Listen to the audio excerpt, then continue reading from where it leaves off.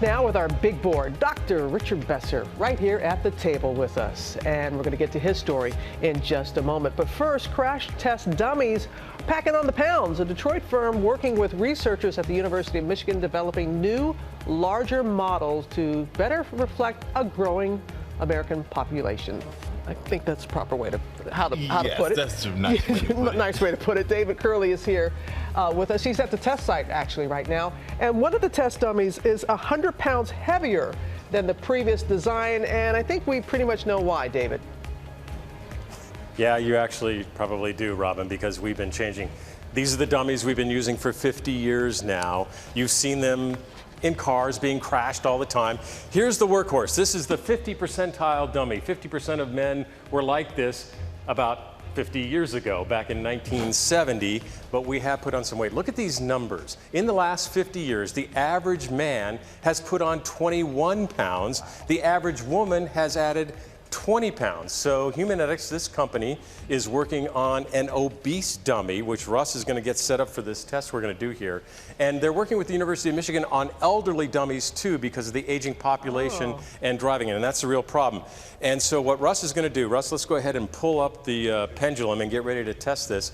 The idea is these dummies will be in the cars that you've seen crash by all the crash test folks, including the car makers as well.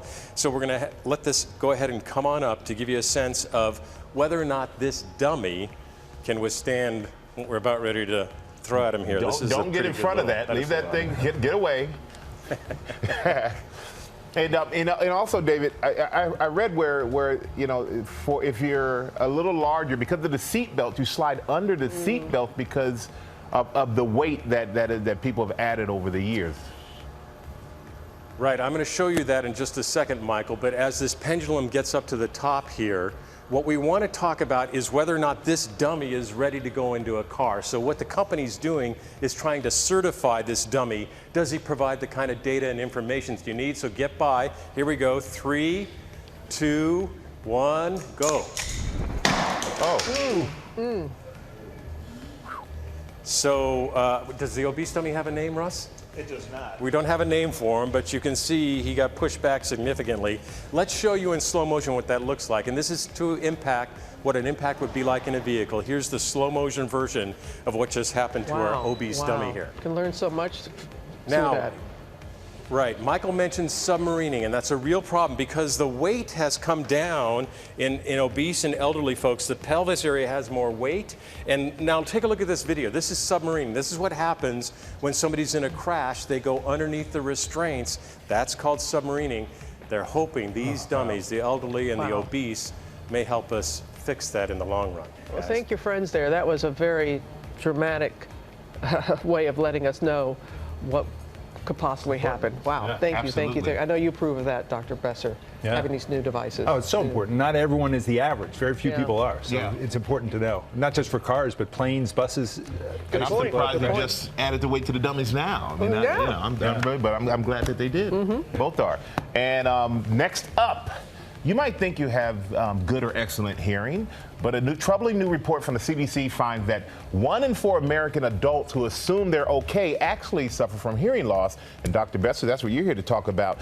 You're the former head of the CDC. So what does this report tell us? Yeah, well, what it tells us is that noise-induced hearing loss is very common. 40 million adults under the age of 70 have problems with their hearing because of noise. And half of them don't have noisy jobs. So they're getting it from everything they're doing throughout their life.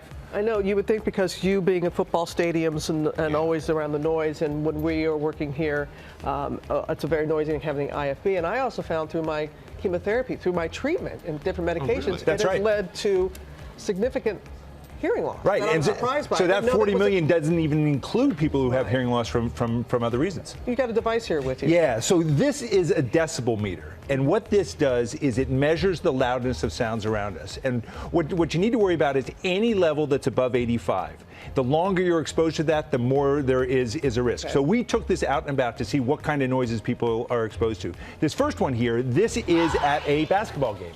And at this basketball game, they're getting a level above 90. at that level, 2 hours at that level, can cause hearing damage. And you were in stadiums for hours and hours exposed if you go to to some stadiums, you can hear yourself faking. That's right. This next one, it's a blender. People have that in their homes. This hit levels in the hundreds. 14 minutes at that level, that can cause damage. And then our last one is our audience. Take a look upstairs. When they go wild, when they're excited about what's going on there, we hit 110. At 110, 2 minutes at that level can cause hearing damage. Very, very dangerous. Yeah, what I was disappointed about, not just losing my hearing, but you can't get it back. There are things that can be done to kind of slow it down, but you can't recoup. That's right. Once those hair cells are dead, there's nothing you can do about it. You want to wear hearing protection, but other things, never turn up your music to drown out noises around you. That is one way that you can damage your ears. And if you're a parent, watch your kids, because sometimes I can hear a kid's music coming out of their headphone. And we don't want to deter our audience from being excited when we come upstairs, though. They can be loud. Exactly. Not 2 minutes. We don't have them going that for long. Short and sweet. All right. Short and sweet. Thanks so much.